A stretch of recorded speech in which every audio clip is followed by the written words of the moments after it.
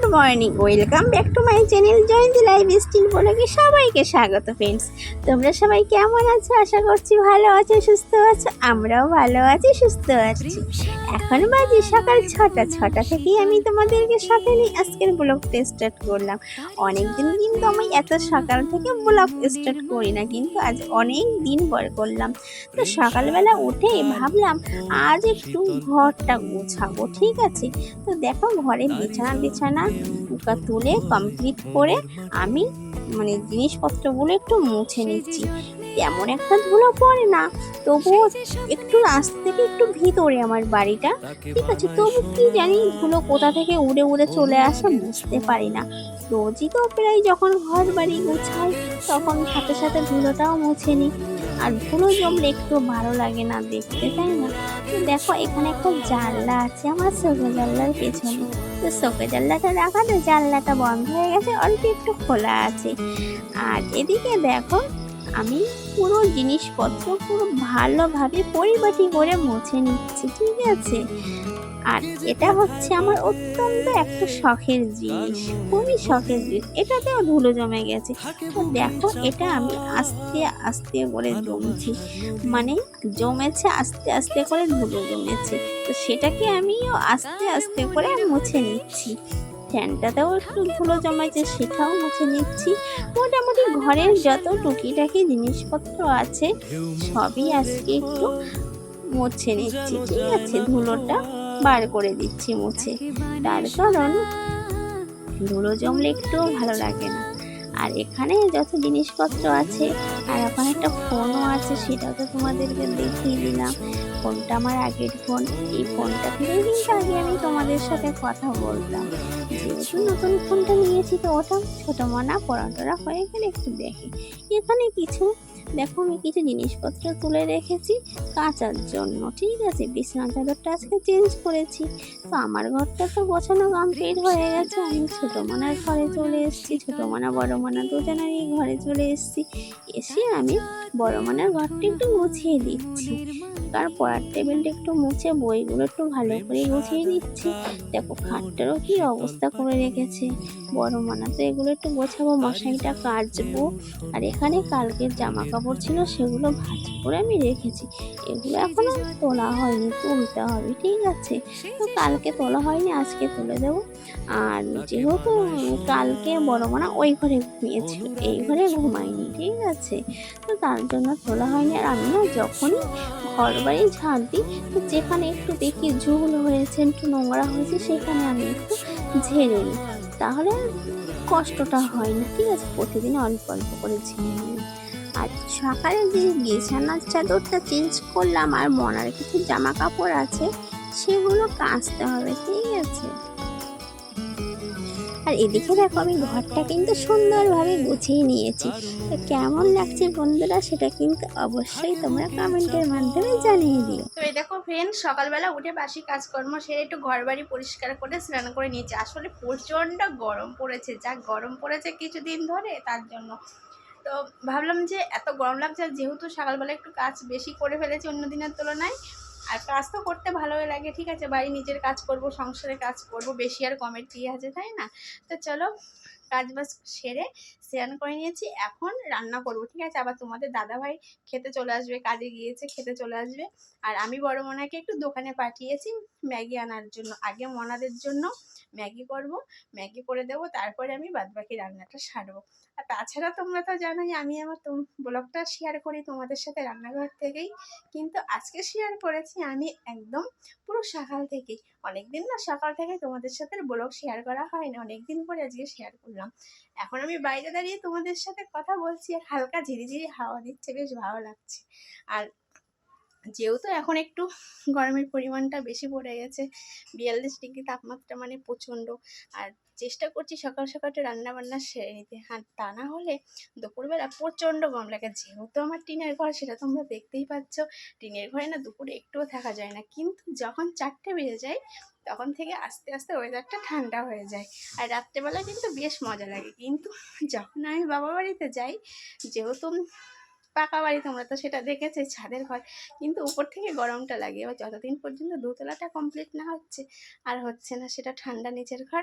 তো চলো বন্ধুরা, যাই হোক, কথা তো অনেক বলে ফেললাম। মনা চলে এসছে দোকান থেকে, এখন আমি মনাদের জন্য ম্যাগিটা বানিয়ে দেবো। ম্যাগি নিয়ে এসছিস? হ্যাঁ।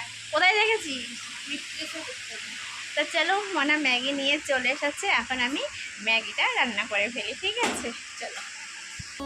তো এ দেখো ফ্রেন্ডস, আমি ম্যাগিটা বসিয়ে দিয়েছি, ঠিক আছে, দুই মনার জন্য। তো মনারা না লাল ম্যাগি খেতে খুব ভালোবাসে, আর সাদা ম্যাগি খেতে চায় না একটু, কেন আমি জানি না, ছোট থেকেই, ঠিক আছে। তো দেখো ফাইনালি আমার ম্যাগি কমপ্লিট হয়ে গেছে। এখন দুই মনাকে ভাগ করে দিতে হবে, না হলে দুজনে মারামারি বেঁধে যাবে, ঠিক আছে।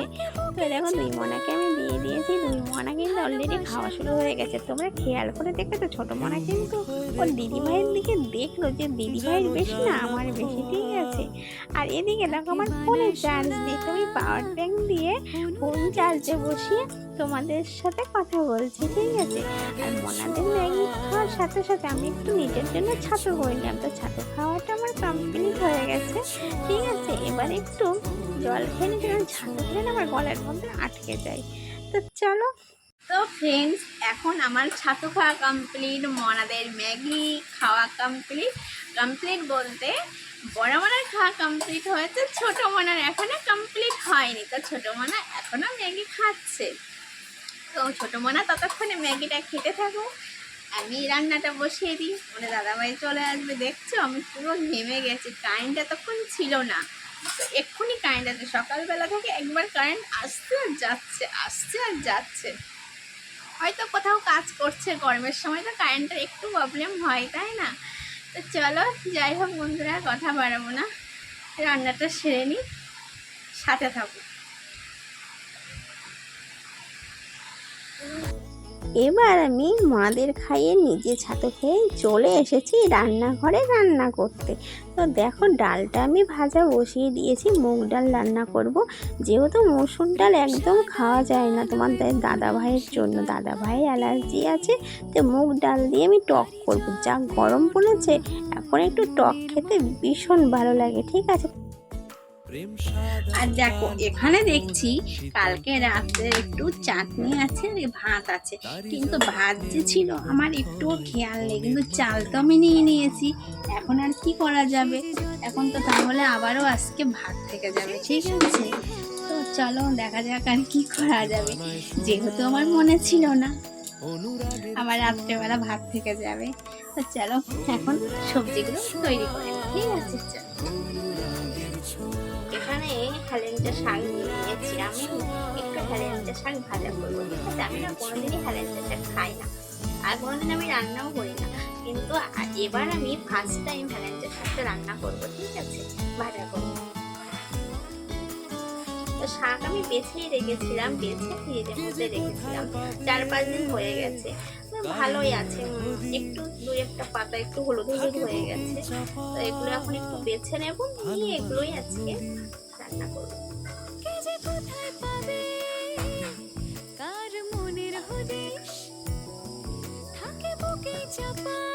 তো এই দেখো তোমাদেরকে তো বলেছিলাম শাক আমি বেছে রেখেছিলাম, এই দেখো শাক বেছে রেখেছি, এখন হচ্ছে এগুলো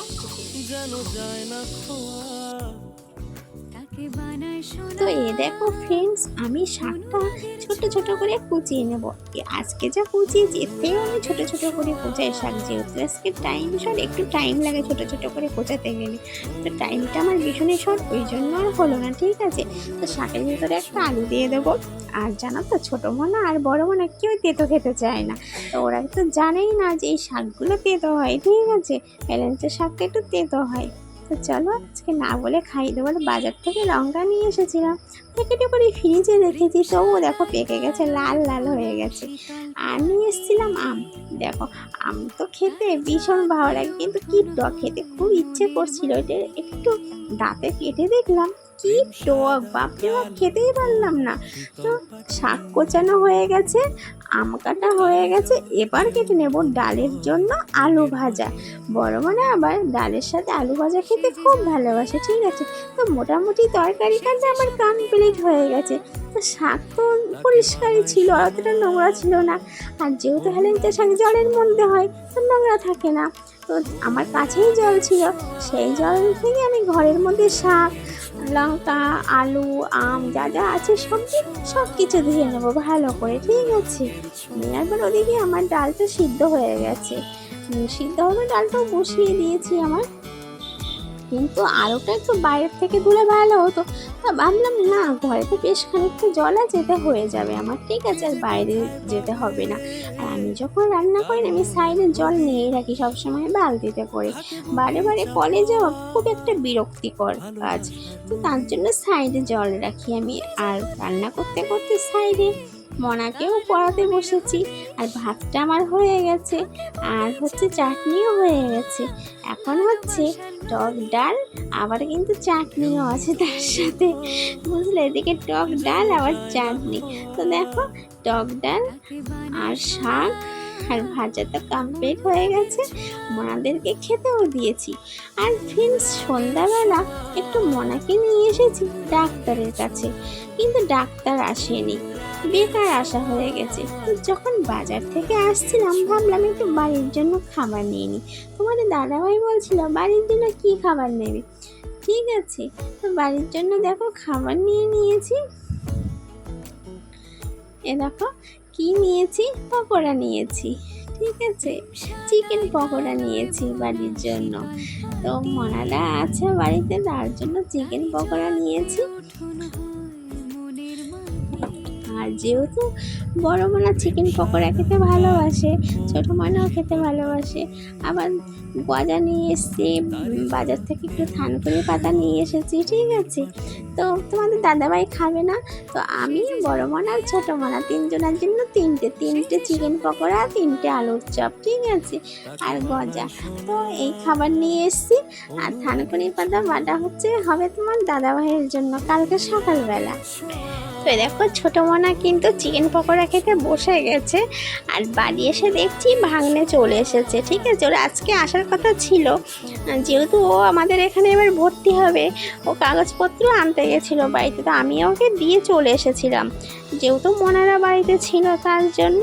তো আমি জানতাম না ও চলে এসছে, ঠিক আছে। তো চলো, যাই হোক ফ্রেন্ডস, আজকে পুরো ভিডিওটা তোমাদেরকে দিয়ে দিয়েছি। আশা করছি ভালো লাগবে অন্য দিনের তুলনায়। তো আবারও পরের দিন তোমাদের সাথে একটি নিউ ব্লগে আমার আবারও দেখা হবে। তো ততক্ষণ পর্যন্ত সবাই ভালো থেকো, সুস্থ থেকো, নিজের শরীরের যত্ন নিও। Tata, bye bye.